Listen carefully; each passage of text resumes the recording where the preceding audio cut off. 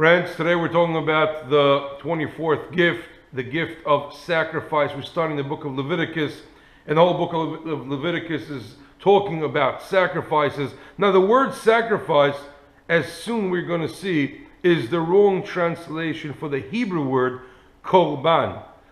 It's translated from Greek to Latin to English, but the purpose of our session today is to uproot the word sacrifice as a meaning to the word korban. Let's start with a small story. The National Geographic magazine discovered many years ago that there was ancient civilization in the Andes in Peru, and they found girls that were 8 to 12 years old buried alive in pits, cocaine leaves stuffed up their nose. There were the modern human sacrifices. That dates back only 400 years ago. And we know that human sacrifices existed throughout civilizations. We know that sacrifices existed time immemorial. And we understand that the sacrifices to the gods had two purposes. The first purpose was to appease the god, to please them, to find favor in their eyes so they shouldn't get angry. And the second reason why they used to sacrifice is because the gods had to feel superior to all the humanoids that were in this world, and therefore the humans used to have to feel inferior to these gods, and therefore they used to sacrifice or give them their possessions in order to minimize their status in this world, again, not to get the gods angry. So either to feed the gods or to lower their status in this world. That was the purpose of the sacrifices then. And we understand today that the book of Leviticus is talking about sacrifice, but the Torah comes and tells us right in the beginning, this is not what we call korban or sacrifice. What is the greatest gift that the Torah is giving us in the beginning of the book of Leviticus is the understanding of what korban, sacrifice, really means. There's a famous commentary by the Rabbi Shneur Zalman Miladi, the founder of the Chabad Lubavitch Hasidic movement. And Rabbi Shneur Zalman Miladi takes us on a journey in the first verse of Leviticus. And there it says, a man, in the verse it says, a man that is going to sacrifice from you a sacrifice to God. And Rabbi Shneur Zalman is asking a question. If the title, or if the what we're trying to achieve here is to talk about sacrifices, it should have been written, a person from you that is going to sacrifice a sacrifice, not a person that is going to sacrifice from you. There is a great grammatical error in the verse. Or is it? Rabbi Shneur Zalman says the Torah wrote it specifically to teach you something very deep and very fundamental. The issue here and the topic is not the sacrifice. The topic is you, the individual, the human. And therefore the Torah is writing, Adam ki yakriv mikem, a person that is going to sacrifice from you. The sacrifice has to come from you. And here we're uprooting the word sacrifice. And here we have to use the Hebrew word. Sacrifice is a Latin English word. We don't want to use it anymore. We want to use the word hikriv, hakrava, which means lehit karev, and the root means to get closer. So here, newsflash, korban is not sacrifice. Let's remove that from our heads. Korban, and that's the greatest gift that we're giving today, is not about sacrificing something. Korban means to get closer. And Reb Shneur Zalman and the Chassidut of Chabad, the Hasidic sect of Chabad, already has in its writings that a person consists of two souls, the animalistic soul and the spiritual soul. And therefore both are intertwined.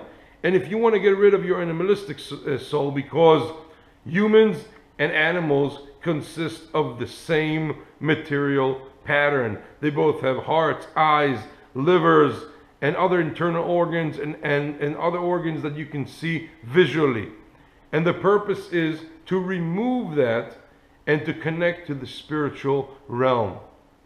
We know that the difference between humans and animals, they have 98% similar genes, but there's 2% that is not similar. That 2% is something that animals do not have. It's vision, it's mind, it's something that's beyond the animalistic characteristics of the rest of the world. That's why humans are superior to animals in terms of the way that they can dream, they can vision, they can plan ahead, they can have something that is lofty, something that is abstract, and that's why humans are greater, better, and even superior to animals. How do you differentiate between the two? How do you remove the two? So here the Torah comes and says, if you want to elevate yourself in your spiritual realm, if you want to differentiate between you and animalistic characteristic, you have to take that animal and watch it being slaughtered and being put on the altar. Yes, it's gruesome.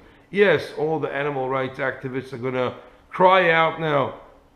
But in order for you to understand what you're leaving behind, and that you are not just an animal, and you're not just the material organs of heart, liver, and kidneys. You're something greater than that. You're going to watch your body stay behind and your spirit moving forward.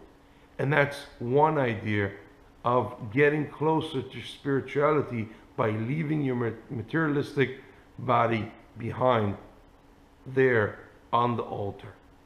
That's one idea of getting closer to God. But getting closer has another aspect.